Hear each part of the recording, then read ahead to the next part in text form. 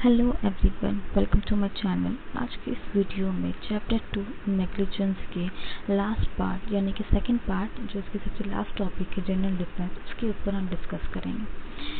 तो जो general difference के कुछ टॉपिक्स जो है, जो पॉइंट्स है वो यहाँ पे दिए गए हैं। जैसे कि आप देख सकते हैं कुछ 9 पॉइंट्स है जनरल डिफरेंस के, जहाँ पे अगर कोई डिफेंडेंट ऐसा कुछ एक्ट करता है तो अपने लायबिलिटी से एस्केप कर सकता है, बच सकता है, अगर ये सारे डिफरेंस का इस्तेमाल करे वो तो। बट इसके कुछ एसेंशियल्स भी होते हैं, उसे भी हम पढ़ेंगे। तो चलिए बिना टाइम वेस्ट किए स्टार्ट करते हैं अपने टॉपिक को। सबसे पहला जो जनरल डिफेंस में टॉपिक होता है voluntary non fit injuria. Voluntary non fit injuria क्या होता है? वॉलंटरी नॉन फिट इंजूरिया जो है एक लीगल मैगजीन है। ओके, तो वॉलंटरी नॉन फिट इंजूरिया में होता क्या है कि जहाँ एक पर्टिकुलर पर्सन को पता होता है कि कोई सर्टन कुछ एक्ट करने से, कुछ काम करने से उसकी जान को खतरा है, रिस्क है, देन ऑल्सो जो है वो काम करने के लिए वो अपना कंसेंट देता है, और उसके बाद अगर वो काम करते वक्त उससे कोई डैमेज या इंजरी कॉज होता है तो वो इसके अगेंस्ट एक्शन नहीं ले सकता है, क्योंकि वो ऑलरेडी उस चीज़ के ऊपर कंसेंट दे रखा है जिसे उसे पता था कि इस वर्क को करने के लिए, उस एक्ट को करने के लिए उसे डैमेज होगा। तो वहाँ पे कोई इसके अगेंस्ट में एक्शन नहीं हो पाएगा किसी पर्टिकुलर पर्सन के। अगर कोई किसी पर्टिकुलर पर्सन से भी अगर उसको डैमेज हुआ उस काम को करते हुए, ही नो दैट कि इससे उसका रिस्क था जान को, फिर भी वो कंसर्न देता है, तो भी जो है उस पर्टिकुलर पर्सन का अगेंस्ट केस फाइल नहीं कर सकता।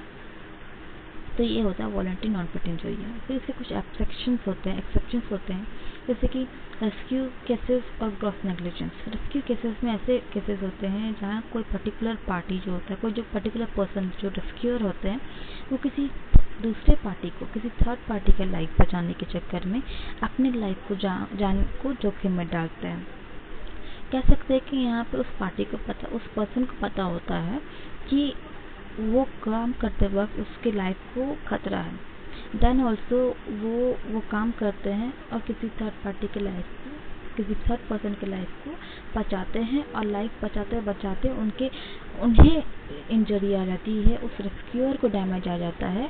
तब ऐसे केसेस में जो है उसके कंसेंट, उसके सहमति के साथ वो काम किया गया हो ना किया गया हो, डिपेंडेंट जो है लायबल होगा कंपनसेशन देने के लिए रेस्क्यूअर को। ये होता है रेस्क्यू केसेस। ग्रॉस नेग्लिजेंस क्या होते हैं? ग्रॉस नेग्लिजेंस जो है बहुत सीरियस एक्ट होते हैं नेग्लिजेंस के, जहाँ पर जो डिफेंडेंट है अपने ब्रीच ऑफ ड्यूटी का जो ड्यूटी ऑफ केयर है उसका ब्रीच करता है, उसका उल्लंघन करता है, जिससे कि लोगों को नुकसान पहुंचता है। और यहाँ पे जो डिफेंडेंट बहुत ही ज़्यादा एक्सट्रीम रेकलेसनेस और केयरलेसनेस दिखाता है। फॉर एन एग्जांपल, अगर कोई पर्सन जो है बहुत ही हाई स्पीड में एक रोड में लेके अपनी कार को निकल रहा है और जानता है कि उससे कि किसी को नुकसान हो सकता है उसकी ये कार की स्पीड से, किसी को नुकसान ना भी हो सकता है, फिर भी वो ऐसा काम करता है, in that situation the person will be held liable for the compensation if उसके एक्ट से किसी दूसरे पर्सन को डैमेज हो। तो ऐसे सिचुएशन में इसके कुछ एक्सेप्शंस हो जाते हैं वॉलंटरी नॉन फिट इंजूरिया के, जहाँ पर डिफेंडेंट इस चीज़ को इस्तेमाल नहीं कर सकता। अगर ये दो एक्सेप्शंस आ जाते हैं तो डिफेंडेंट को जो लायबल ठहरा दिया जाएगा। तो जो दूसरा है act of God. Act of God basically ऐसी चीज़, ऐसे सर्कमस्टांसेस, ऐसे ऑकरेंस, ऐसे extra ordinary occurrence of substances जहाँ जिसे प्रिज्यूम करना, जिसे प्रिडिक्ट कभी किया ना गया हो। जैसे कि हम कह सकते हैं एक्ट ऑफ गॉड एक ऐसे नेचुरल फोर्स होते हैं, जैसे कि हेवी रेन और फ्लड, जिसकी वजह से किसी पर्टिकुलर पर्सन का नुकसान हो। फॉर एन एग्जाम्पल, अगर कोई एक्ट ऑफ गॉड की वजह से मान लो कोई बहुत ज़्यादा हेवी रेन हुआ, ठीक है, उसकी वजह से किसी पर्टिकुलर पर्सन को नुकसान हो गया, या मान लो कोई ऐसा एक्ट ऑफ नेचुरल फोर्स हो गया कि जिससे कि किसी पर्टिकुलर पर्सन को नुकसान हो गया, तो उस वक्त अगर प्लेंटिफ अगर किसी डिफेंडेंट के अगेंस्ट केस करता है कि उसके डिफेंडेंट की वजह से उसका ये नुकसान हुआ है, तो अगर वो एक्ट ऑफ गॉड का कुछ ऐसा ऑकरेंस होगा तो डिफेंडेंट जो है एक्ट ऑफ गॉड का जो डिफेंस है उसके अंडर जो है अपना ये लायबिलिटी हटा सकता है और उसे डिफेंस मिल जाएगा। दूसरा पॉइंट है इनविटेबल एक्सीडेंट। इनविटेबल एक्सीडेंट क्या होता है? ऐसे काम जो लॉफुल तरीके से किए गए हो, लॉफुल मैनर से किए गए हो, लॉफुल साधन के साथ किए गए हों और पूरे प्रॉपर केयर से किए गए हों, ठीक है, फिर भी ये सारी चीज़ को बरतते हुए वो एक्सीडेंट कॉज होता है, तो ऐसे में जो डिफेंडेंट है वो इनविटेबल एक्सीडेंट का डिफेंस ले सकता है। फिर statutory authority. Statutory authority basically वो अथॉरिटी होते हैं जो किसी अथॉरिटी को ये पावर गारंट करते हैं, पावर गारंटेड होता है, मतलब आप कह सकते हैं कि ऐसे अथॉरिटी या पावर जिसे लॉ के जरिए पावर गारंट किया गया हो, ठीक है।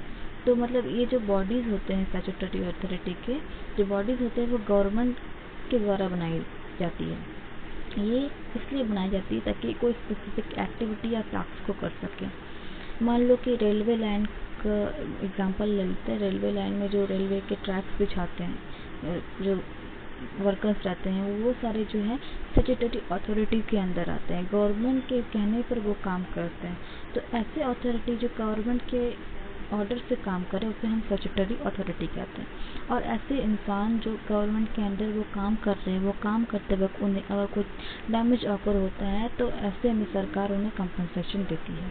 तो अगर ऐसा कोई वर्क होता है जिससे किसी पर्टिकुलर पर्सन को डैमेज हुआ हो तो वो स्टैट्यूटरी अथॉरिटी का डिफेंस ले सकता है, ठीक है।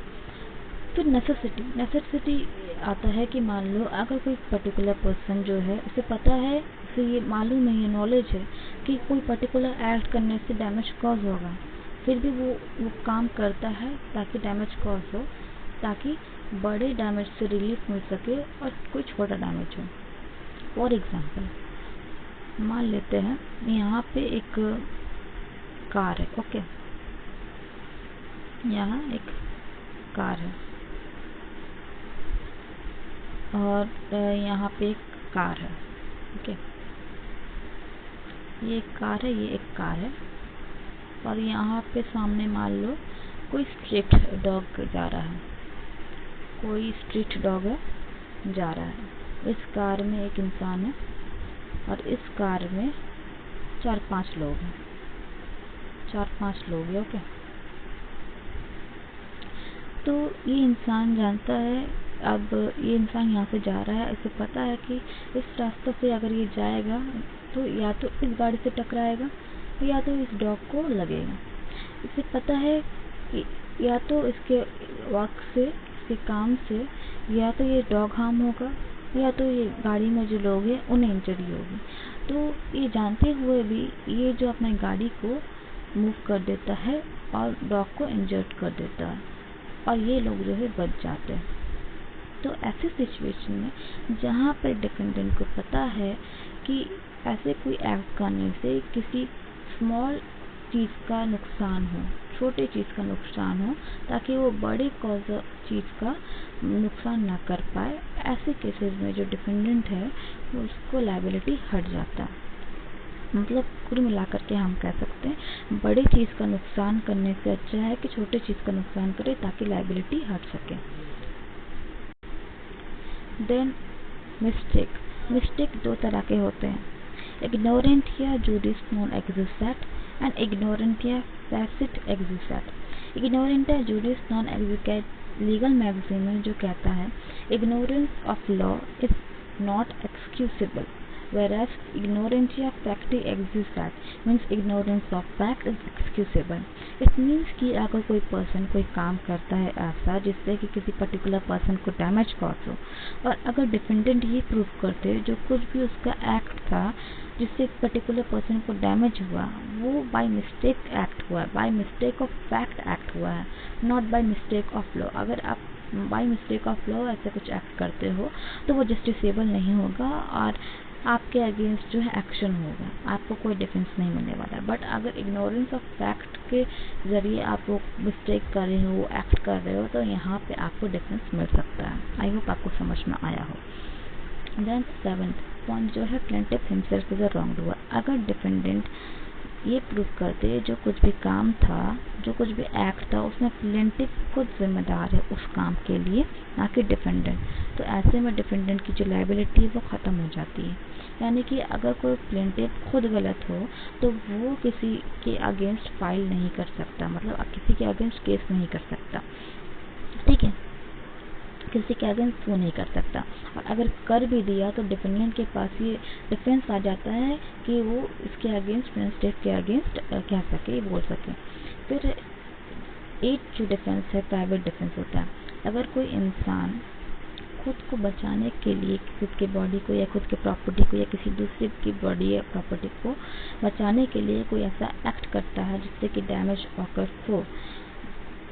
और प्राइवेट डिफेंस में एक और चीज़ याद रखना, जब प्राइवेट डिफेंस तभी लिया जा सकता है जब इमिटेंट डेंजर हो, जब सडन डेंजर हो, जब कोई वक्त नहीं हो किसी अथॉरिटी को इन्फॉर्म करने का, तब जो है हम ये प्राइवेट डिफेंस दे सकते हैं। तो बेसिकली जब कोई इंसान खुद की बॉडी को, खुद की प्रॉपर्टी को या किसी दूसरे की बॉडी को, किसी की दूसरे की प्रॉपर्टी को डेंजर होने से या कुछ हार्म होने से बचाता है प्राइवेट डिफेंस के लिए और कुछ डैमेज करता है उस पर्टिकुलर पर्सन को, तो ऐसे में वो इंसान जो है प्राइवेट डिफेंस का डिफेंस ले सकता है। ठीक है, तो इसके कुछ एसेंशियल्स भी होते हैं प्राइवेट डिफेंस के, जैसे कि right of private defence of body और प्रॉपर्टी और अदर बॉडी और property with imminent dangers occur. यानी कि राइट ऑफ प्राइवेट डिफेंस तभी मिल सकता है जब आप खुद की बॉडी या प्रॉपर्टी को बचा रहे हो या फिर दूसरी की बॉडी या प्रॉपर्टी को बचा रहे हो, तभी जब इमिटेंट डेंजर यानी सडन डेंजर का ऑकरेंस हो। ठीक है, फिर use of reasonable force only, reasonable force का ही इस्तेमाल करना है। मान लो कि सपोज अगर कोई पर्टिकुलर पर्सन कोई डेंजर कॉज कर रहा है आपके लिए, आपको एक थप्पड़ मारा है तो आप उसका जान ले लो, ऐसा नहीं। जो रीजनेबल फोर्स वो लगा रहा है आपको भी उसी रीजनेबल फोर्स पे प्राइवेट डिफेंस करना है अपना। Right to private defence under imminent danger where there is no time to report instantly to the authority. Right to private defence आपको तब मिल सकता है जब आपके पास बिल्कुल भी समय नहीं हो रिपोर्ट करने का अथॉरिटी को। और last, right to private defence does not include any kind of limit, यानी कि प्राइवेट डिफेंस को रिवेंज को इंक्लूड नहीं करता। अगर आप किसी से जलते हो और आप रिवेंज लेने के लिए वो काम कर रहे हो तो आप प्राइवेट डिफेंस का जो डिफेंस है वो नहीं ले सकते। और लास्ट, कंट्रीब्यूटरी नेग्लिजेंस, अगर डिफेंडेंट ये प्रूव कर दे जो कुछ भी एक्ट था उनमें डिफेंडेंट और प्लेंटिफ का दोनों का कंट्रीब्यूटरी नेग्लिजेंट एक्ट था जिसके वजह से वो एक्ट कॉज हुआ, जिसकी वजह से दोनों को डैमेज कॉज हुआ, तो इसमें दोनों पार्टी को तो लाइबिलिटी तो हटेगा नहीं, पर दोनों पार्टी को भरपाना ज़रूर बनना पड़ेगा। मतलब वो हो सकता है कि डिफेंडेंट भरपाना दे बट प्लेंटिफ को भी देना पड़ेगा, तो ये कुछ जनरल डिफेंसेस थे। अब कंट्रीब्यूटरी नेग्लिजेंस और नेग्लिजेंस में क्या अंतर होता है इसे भी हम देख लेते हैं।